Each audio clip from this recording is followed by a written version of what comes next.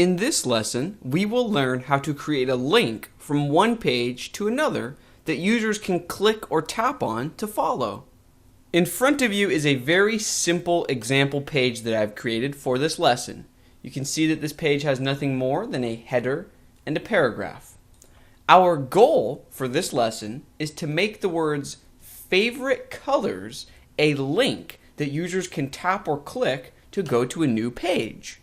Let's take a quick look at our text editor to view the code that's creating this sample page. You can see that we have a paragraph. Welcome to the home page. Learn more about my favorite colors. So if we want the words favorite colors to be a link, we will wrap it inside a new element. Just as HTML has codes to create a header or a paragraph, in those cases H1 or P, HTML has a very easy to remember code to create a link. Sometimes we also refer to a link as an anchor. So the code for a link or an anchor is simply A. So just like we would create any other element, bracket A, there's the start tag. And then if we want the element to end here, we would include a closing tag. Now if I save the changes and then refresh in the web browser, we will see absolutely nothing change. That's because we need to add an attribute to this element. In other words, we need to tell this link where the new page lives or what we're linking to.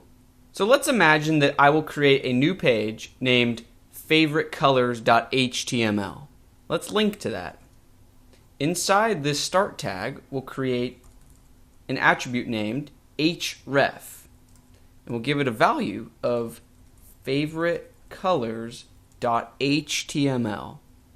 Now this is your first time truly seeing an attribute in action. So if this syntax doesn't make sense, that's okay. We're going to review it in detail in just a moment.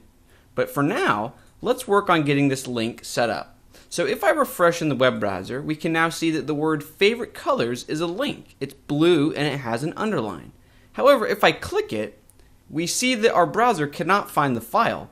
And that's because I have not yet created a new file named favoritecolors.html.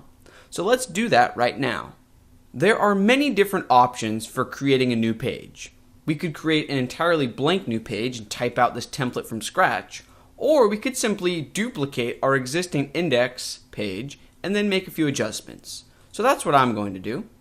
So I just created a duplicate copy, and then I will rename this duplicate to favoritecolors.html because that's the name of the file that we've told this link to point towards. So now if we open up this duplicate copy named favoritecolors.html, we can just change the title to favorite colors page. Information about my favorite colors. Let's also adjust this paragraph text to read, I prefer cool colors. This includes blue, green, and certain shades of purple. So if I save in our browser now, if we go back to our index page and refresh, if we click on the favorite colors link, it takes us to the new page. You can see the text that we just typed. Now let's give ourselves another exercise. Let's create a link on this new page to go back to the home page. So let's hop back to our text editor, and this time let's review the syntax for creating a link in detail.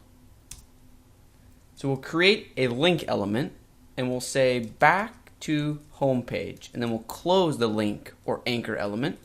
Now the HTML attributes is something that we really want to pay close attention to. So inside the opening tag, we create an attribute named href. This stands for hypertext reference. It's telling the browser where we should point to once this link is clicked or tapped. So we include the name of the attribute and then an equal sign and then quotes, and then we just include the name of the file that we want to link to. So in this case, we want to link back to the home page, index.html. So to review very quickly, HTML attributes come in pairs. The first half of the pair is the name. In this particular instance, the name of the value that we're setting up is href, and the value is obviously index.html. So if I save and then refresh in the browser, you can see that the new page includes a link back to homepage. If we click or tap that, we are obviously taken back to the homepage. This means that we have successfully created a mini website. Our two pages are linked to one another, and it's very easy to navigate between the two of them. We could not have done this without HTML attributes. Attributes are what make certain HTML elements come alive. In this case, our link element needed the href attribute so it knew where to point to. However, as we will learn in future lessons, different elements require different attributes. Now, there's no sense in me showing you a huge list of every attribute at your disposal because there's no sense in memorizing that. Instead, throughout this course, we will learn that certain attributes are commonly associated with certain elements, and we will learn them as they become necessary. For the time being, I encourage you to open up your own text editor and experiment by creating several pages and creating links to and from the different pages.